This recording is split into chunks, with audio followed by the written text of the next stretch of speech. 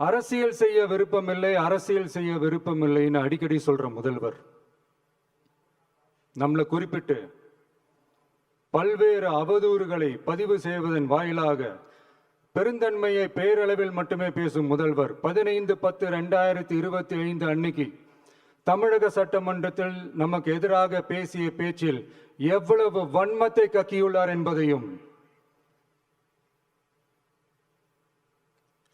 எப்படிப்பட்ட ஒரு அரசியல் செய்ய முயல்கிறார் என்பதையும்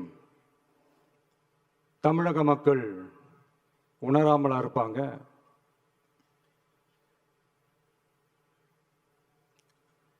இந்த கரூரோட சேர்ந்து 5-6 மாவட்டத்துக்கு இந்த மக்கள் சந்திப்பு நிகழ்ச்சிகள்லாம் நடத்தியிருக்கிறோம், போயிருக்கிறோம். அங்கெல்லாம்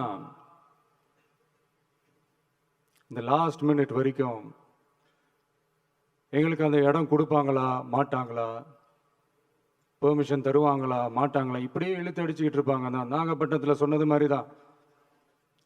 நாங்கள் ஒரு இடம் செலக்ட் பண்ணி கேட்போம், மக்கள் நல்லா ஸ்பேஷியஸாக நின்று பார்க்குற மாதிரி. பட் அவங்க அதையெல்லாம் ரிஜெக்ட் பண்ணிவிட்டு மக்கள் நெருக்கடியோடு நின்று பார்க்குற மாதிரி ஒரு இடத்த செலக்ட் பண்ணி எங்களுக்கு கொடுப்பாங்க. இது வந்து டிஃபால்ட்டாக எல்லா இடத்துலையும் இந்த ஒரு ஆர்கியூமெண்ட் நடந்துட்டுருக்கோன்னு வைங்க.